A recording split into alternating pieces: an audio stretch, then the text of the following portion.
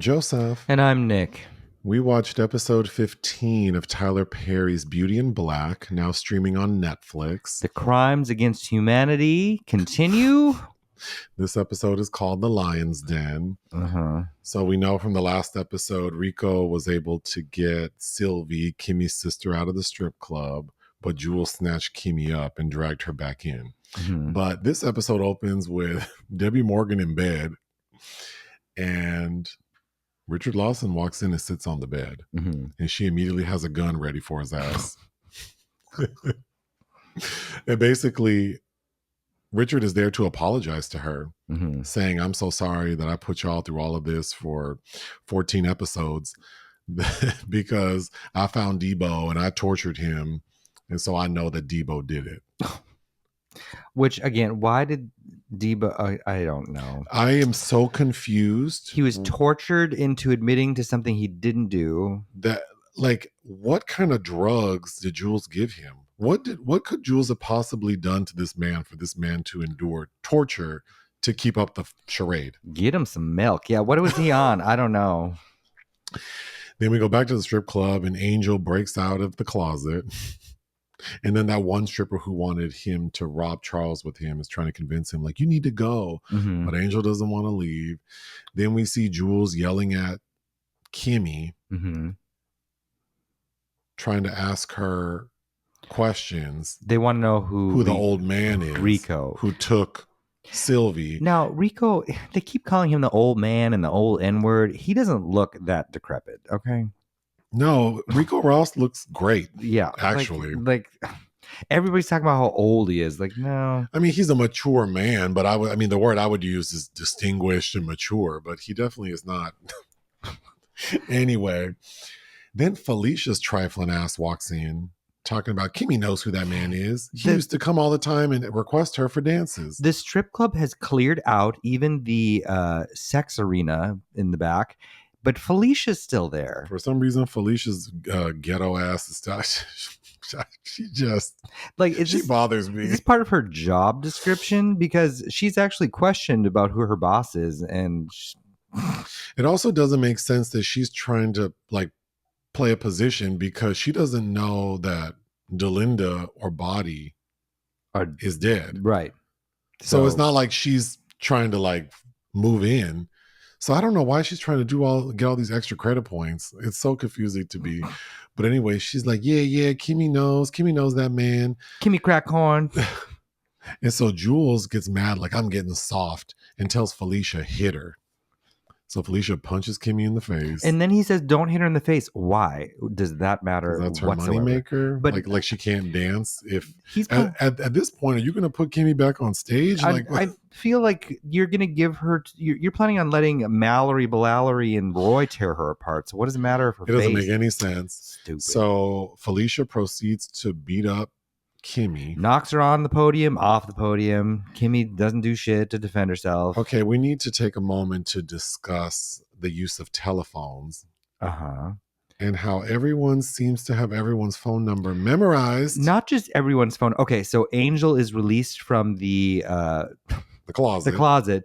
And he calls Kimmie's phone. She doesn't pick up because Rain has Kimmie's phone. But he dials her number from heart. He dials the number. He knows Kimmie's cell phone from heart. And then unbelievably dials Rain's hospital room number directly. The landline phone that's in the hospital.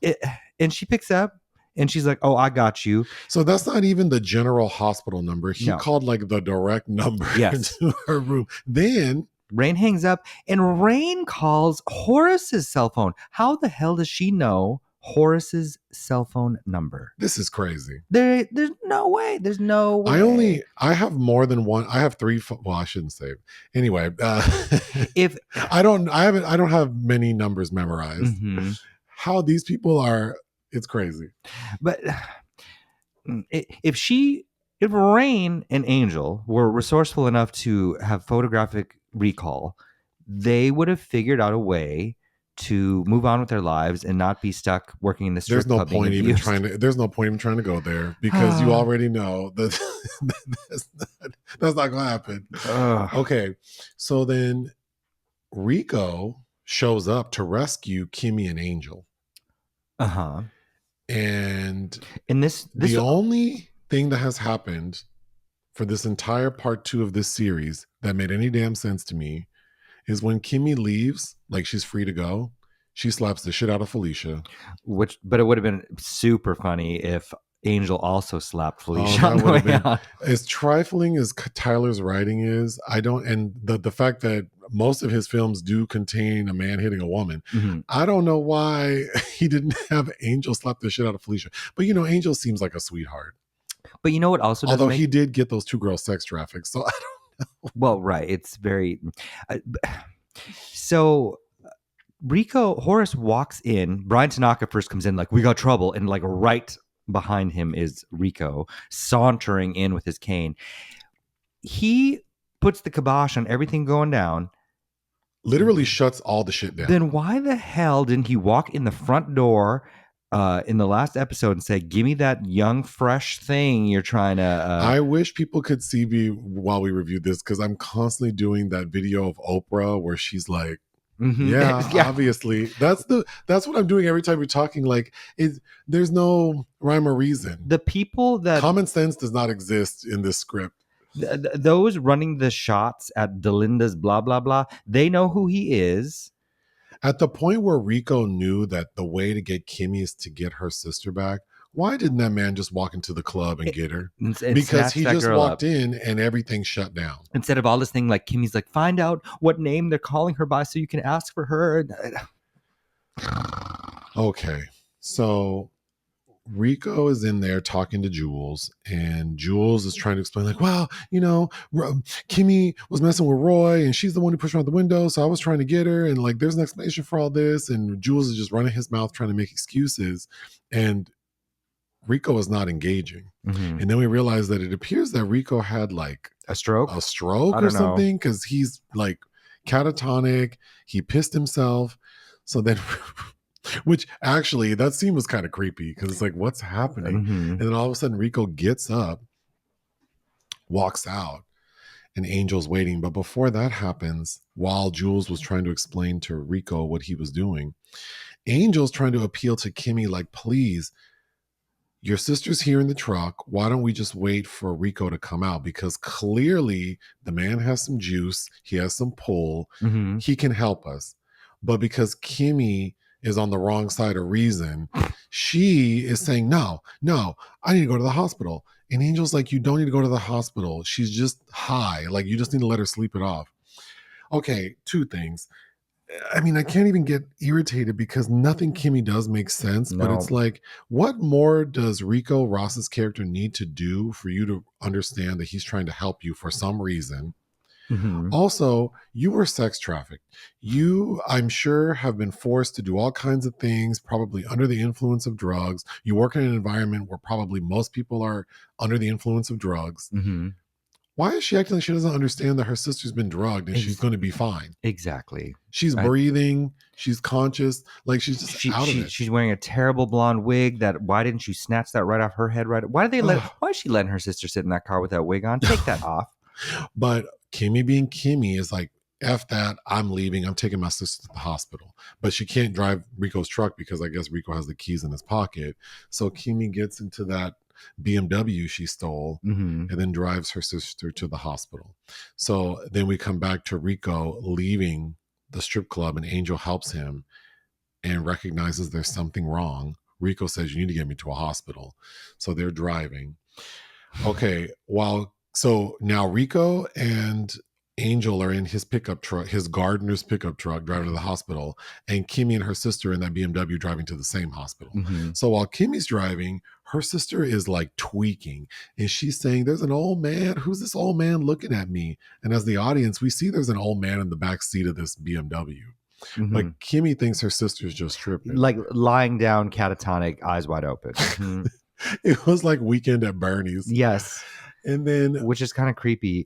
That was creepy, actually. But that means that old man was that means he was sitting upright in the car when Kimmie stole it, and she didn't see that man at all at any point. Well, I mean, again, we cannot assume that common sense, reason apply to anything in this universe. Kimmie's got to be a damn Marvel movie makes more sense than what Tyler Perry writes. Kimmie's got to be the dumbest protagonist I might have ever seen. That a whole 16-episode series is hanging on. I mean, I can't think of anyone more stupid that we had to witness for this long without like without being plucked off. I mean, she's like. I mean, I always think of you talking about how the turkeys drown if they look up in the rain. She like, very much is embodies like that. Mm-hmm. Okay, then Angel driving Rico. Rico's like, "You need to hurry," and Angel's like, "I'm rushing." We see that truck; it's not moving fast. Then we get an exterior shot from the truck, so like we see the truck driving down the street. Mm-hmm. There are cars passing the truck, so Rico is not. Our Angel is not driving quickly. No. Okay, then. Of course, we need another phone call. So Jules calls Richard. But before we get to that, you notice this every time, and it's so distracting that no one in their office has any computer. No laptops. No laptops, no desktops, not even a damn iPad. You are running the operations of a major company. I mean, does Julian's usually carrying something. Is it an iPad or a clipboard? Don't tell me Julian is the most technologically savvy in this movie. I swear that we saw Crystle Stewart on a laptop in her house because we commented on how awkward it looks. Who the hell's Crystle Stewart? Mallory. Oh. I think. Oh, you're right. I do. Yes, but she was holding it like a praying mantis that's eating a bug. Exactly. But never at the office. No. But at the place where you would think she'd have some technology at her disposal. Nope, it's just shuffling papers. Don't know what she's writing. Writing little notes on a pad. Okay. So Jules calls Richard to tell him like what happened with Debo and blah, blah, blah. And the only part of that overly long, pointless conversation that I thought was amusing is after Jules is trying to listen to him and Richard's just running his mouth. Richard goes, "Shit, there's always something." Yeah, Negro, because you are a chaos demon. That is why there's always something going wrong, because you are insane. You have done nothing but cause chaos. You murdered several people. You just tortured someone this evening. You tortured and murdered someone. Yeah. You are insane. You're insane. You spent 14 episodes talking about how you don't care about anything because your wife is dead. Oh, and also he says, Richard Lawson says more than once in this episode, both to Debbie Morgan and to Jules, "I was blind with rage." This is the episode that should have been called Blind Rage. Yeah. Okay. So when Kimmie goes to the hospital, she runs in with her sister and she goes, "Please help me. My sister's been drugged." And the health unit coordinator, whomever that person is, she stands up and goes, "Oh my gosh, well, do you know what she took?" "No, but blah, blah, blah." Okay. And then all these like hospital staff just run up to her. They swarm. Like it's a prayer circle. And then they take her in. But then when Angel shows up with Rico, that same health unit coordinator, for some reason comes out of a side door. She pops out by the elevators and she's like, private hospital, bye. Now, I will say, well, it doesn't make any sense that there's a private wing. Sure. Okay. No, but I'm saying, why would that same person staff come out of the side door of the parking garage to check on? Because Kimmie pulled up to the front of the hospital. Yeah. And it makes no sense. But anyway, when Angel pulls up with Rico, that same hospital staff member who very was very helpful in grabbing Sylvie, she sees Angel and goes, "This is a private hospital. We can't take him." And then, but she still runs around to the other side and goes, "Oh my God, Mr. Bellarie." So why would she let Kimmie with Sylvie like come in, but then she was going to stop Angel? I don't know. I mean, maybe it's just me, but I would have welcomed Angel more than Kimmie, but I don't know. Well, the other thing is, like, I guess I'm just an old man like Rico. I don't know. Kimmie, like the hospital attendant tells her you can't go back with your sister, and she's like, no. It's like, oh, so you're going to give the hospital staff a hard time, but not your abusers. Okay, so you're right. So now that Rico is set up in the hospital, Angel has some time to kill, so he goes to visit Rain, and they kind of sort of have a moment because he's the one who's responsible for getting her and Kimmie hemmed up. So they're talking, and they're saying like how they can't go back to the strip club and their only chance of doing that. Rain is the one. Rain is actually the mastermind of this entire series. I think she's the only one who seems to have like a plan. I guess, but she's. I mean, it's not a good. I mean, it's not a good plan till the end. But well, she's done some boneheaded things she though. has. You But know? she's telling Angel, we need to convince Kimmie to rock with Rico. Like I have a good feeling about him, and this could be our chance for all of us to get up from under this shit. Yeah, suddenly she's doing like Jewel and following her heart, her intuition. But remember when that song was the some song commercial? for the commercials for those razors? Like yes, women shaving their legs. Mm-hmm. Can you sing a little bit of the song? All I remember is intuition. Follow your heart, your intuition, and everybody called her a sellout. Didn't some roast someone called her like a hillbilly Taylor Swift? Yep. Well, anyway, but is she Canadian? I thought she was from Alaska or something. Oh, I don't know. Okay. I don't know. Anyway, I did notate that finally Rain looks sick. Finally, like her edges are a little dry, her hair's a little disheveled. Well, she's been in there her a skin, week, right? No, this is this still days? This is the day after the Lamborghini burned up. But when she get that concrete put in her ass? So we're not going to see T.S. Matt. I was hoping for the return of Daga at some point. But well, we know there's going to be a part 3 because there's no way that the next episode is going to be the end of this series. But because we haven't even touched on the lawsuit. No. So an Angel has nowhere to go. He's like, can I crash here? And she goes, oh, that chair pulls out. Don't know how she knows that. And then I seem to recall he has a child, though, named Angel Jr., right? Well, later he tells, this is in a later scene where all 3 of them are in the hospital room, Rain, Kimmie, and Angel. And Kimmie says, my plan is to just drive away with my sister. And Rain says, what about me? Well, girl, you know, I'm not going to leave you. And then Angel goes, well, what about me? I'm down with y'all.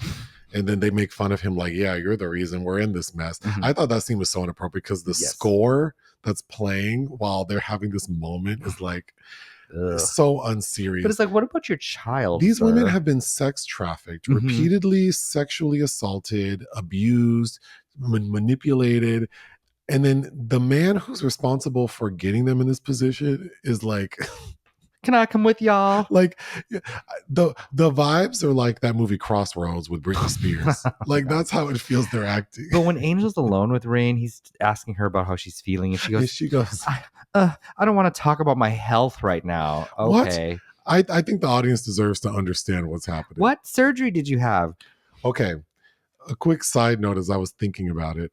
Why did Kimmie, now that we, you know, when we first met her episode 1, when she was all bright-eyed, bushy-tailed and went to this conference with that shitty symposium with Mallory, Bellarie, and Kimmie thought she stood a chance of winning a full scholarship to cosmetology school. Now that we're almost, you know, finished with her journey, why did Kimmie ever think she would be able to go to cosmetology school? I don't know. I guess during the day, she blah, blah, blah. She's effectively a slave. Why would she think that they were going to let her just go to cosmetology school? And has been allowed to let herself be treated as such. And she walks into that hotel room with Angel and Rain, and she's like, it's all my fault. My sister's in this. No. No. Not. Well, no. No, it's your shitty mother's fault. Oh, God. And then when her sister's in the car going in and out of consciousness, she's like, Mom's going to be mad. Who cares what that bitch thinks? Who cares about what she thinks? Okay. Attorney Varney shows up at Charles' house. Charles is passed out from partying. Ugh. I was hoping he was dead. And Varney's there to talk to the love of his life and tell him that I'm concerned because your dad has like this meeting scheduled this morning for like to have these judges and lawyers. And I don't know what he's up to. I think you need to. And Charles being Charles is just revolting. He's like, he doesn't want to hear about it. And it's like, hello, you could be disinherited. Everybody in this, every character really is kind of a nasty asshole. Ugh. Just all of them pop off at a moment's notice. Like they. The only one who's nice is Varney. Yes, and but it's frustrating because it's like, what would you see in this person? And Angel's a sweetie pie. But again, though, has done wretched things. He did get people sex trafficked, but yeah, he's a little sweetie pie. Okay. How is Roy back home? Because the night before, it hasn't even been probably like 10 hours. Don't you remember the lesbian doctor who's begging for painkillers from him? Yes. And they let him go? Okay. Well, I don't think they let him do anything. But he just left. Got up. This man was thrown out of a window, fell flat on his back after having been hit in the head with an unopened champagne bottle and had a glass cracked on his head. He is just back at home in bed. In his jammies. And is able to get up and blah, blah, blah. But Jules calls Mallory, who's in the... Mallory's, I just woke up and I'm getting ready. This woman did not just wake up. She looks like she's been getting ready for a good hour 45. I don't know what she's talking about. But yeah, how is Roy back home? And then Attorney Varney is calling her about Dad's meeting. She's like, I'm going to be there. Or your father-in-law's meeting. She's like, I'm going to be there. He didn't tell me he wanted you there. Then Varney shows up at Mallory and Roy's house and he's like, oh yeah, he wants everybody there. No, before that, he says, oh, well, your father-in-law didn't tell me you should be there. Well, I'm going to be there. And Varney goes, thank you. What? That doesn't make sense. And then, like you said, shortly thereafter says he wants you there. Okay, that's not what you said. But before that, Jules calls Mallory to say, like, I need to see you two at the house. I'll be there in 15 minutes. Be ready. So he gets there. The way Mallory and Roy fight are like siblings, but like 9-year-olds. Yes. It's so petty. You shut that up. You shut. Oh my. Well, what Mallory, what Roy let slip is that Jules arranged for the Kimmie situation. So it's this moment where Mallory finally realizes that Jules is like a pimp. Mm-hmm. And then it's like, okay. Then we already talked about how the three of them, Kimmie, Rain, and Angel, reunite. But when Kimmie walks into that room, she walks in like, hey, y'all, how y'all doing? You have wreaked havoc on the city of Chicago for 2 days now. And you just walk in there like, you killed a couple people. Like that is unhinged. That's just unhinged. Like, how are you writing a scene like this? And then Rain and Angel don't even really react to her. They're like, hey, girl. And she also did get how's Sylvie? Beat down by Felicia. Felicia whooped her ass. All body shots. One headshot, but all body shots. And she's just walking like, yep. Hair still laid. I'm so confused. Her leave out was a little dry, but she looks really good for someone who has experienced some of the most traumatic things you could possibly go through. I would liken Kimmie's last 48 hours to like a John Wick movie. Yeah. Mm-hmm. And not enough time has passed for PTSD yet. Isn't she wearing like a white t-shirt under her? Yes. And that white t-shirt is pristine. Those eyelashes are still laying heavy on her too. Not one out of place. Then we see when Kimmie walks into the room, Angel is helping Rain like do like occupational therapy. Shuffle around, yeah. And what does Rain do? Sit her ass on the bed. Like she didn't look like Jaws took a bite out of her ass 4 days ago. And then for the entire, like for all of the episodes 9, 10, 11, 12, 13, and 14, she was lying in the bed like her ass was on fire. Yes. And Kimmie's like, oh, you're sitting now. And then all of a sudden she's just sitting. How did that happen? I got to leave this hospital. As soon as I get better, I'm leaving this hospital. Yeah, that's usually what happens. You get discharged. Oh my God. The episode ends with Kimmie leaving to go do something. Oh, because they convince her to go see Rico Ross's character. Because Rain has a good feeling about it. Because she has a good feeling about it. And Rain and Angel are sitting there while the news is like the local news is playing. And then there's a report that the woman who Kimmie carjacked, the Good Samaritan, that lady had her old father who suffers from maybe like Alzheimer's or something. I forgot what they said. He was in the car. So she's pleading on TV, like, please, whomever stole my car, bring it back. And he's in diabetic shock because he hasn't had his insulin. Oh, that's what it is. Yes. Okay. Immediately, Angel goes, oh my God, that's the car Kimmie stole. Which is parked at the hospital right now. So I'm having a hard time believing that Angel would know that because yes, he saw the car because he helped put Sylvie in it. But like, it's just a generic black little sedan. Hey, if he knows Rain's Phone number hospital by room heart? phone number, maybe I don't guess. know. Maybe he's brilliant. Anyway, we have one more episode to go, Oh so my that's exciting. God. We might be able to get it done tonight. Yeah, but wine o'clock is about to happen, so we'll see. Oh my God. Do you have anything else for us? No. Ta-ta.